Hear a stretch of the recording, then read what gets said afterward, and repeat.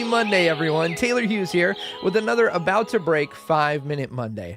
This is just a mini little 5-minute episode where I take in review, recap, share some tips and tricks and ideas and challenges that I'm facing because of these great conversations we've had on the podcast. You see, once a week I sit down with an artist or an entertainer and we talk about the challenges associated with them trying to make a living doing the thing that they love.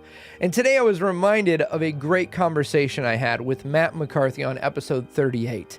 How was I reminded? I'll tell you. I was at IKEA with my family. You know IKEA, the giant Swedish mega store of furniture. And we're at IKEA, and the thing that amazes me about this place is when you go to IKEA, you look and you go, wow, that's the perfect desk, or the perfect lamp, or the perfect bookshelf. And you go, I've got to have that because that's the thing that I want. And so you go and you pick up your Flarfen Schnocken or your Bloopin Bloopin or whatever they call them, right? And you put it in the cart and you take it home, and the box is way too small for the thing to be in because it's this giant bookshelf, but it's in this teeny tiny little box. And you get the box and you open it up and there's all these different pieces. And then you pull out the instructions to try to figure it out. And they're not even in English and they're barely legible, and it's just a bunch of stick figures with hammers and nails and glue. And you go, what am I supposed to do to turn this mess into the thing that I really wanted? And how often does it feel like that with our career, right? You see someone doing something that you go, hey, I think I could actually be successful as a comedian or a musician or an actor or an entertainer or a performer. And you get this idea, and then you do whatever you think you're supposed to do. You get all the parts together and you go, how am I supposed to make this mess of a career into something great? And so you go to someone else and you say, hey, how did you do it? What were the instructions? And they give you this list of things to do that at the end of the day don't really help you at all. They're not supporting you to do the thing you're supposed to do because those instructions are really what got them there, not necessarily what's going to get you where you need to go. Have you ever felt like that? I know I felt like it tons of times. I was talking in episode 38 with Matt McCarthy. Matt's an incredible comedian. He's absolutely hilarious.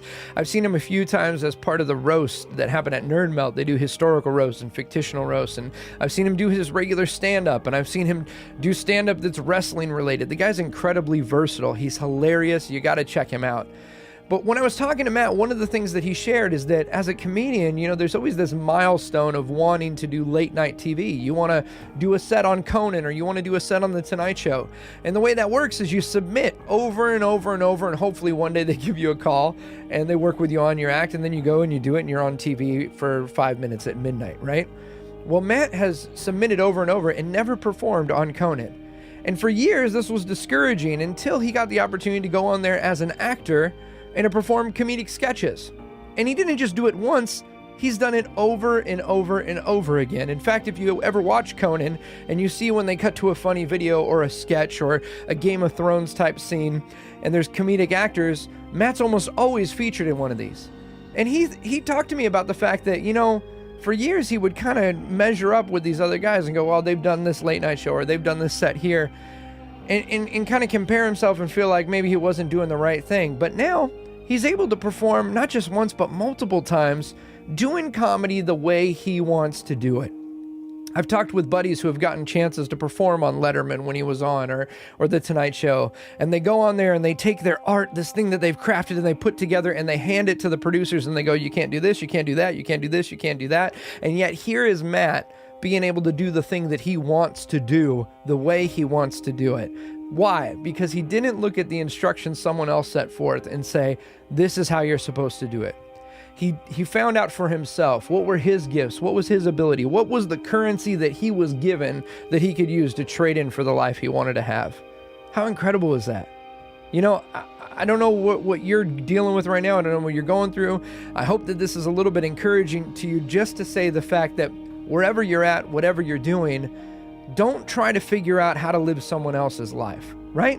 In art, in entertainment, in your personal life, in your relationships, in your family life, don't always look to what other people have done, because it's the old saying, if you do what everyone else has done, you're going to do what's been done before, rather than saying, look, I want to be a part of something, I want to create something, I want to do something that's never been done, so I'm going to have to do it in a way that's never been done before.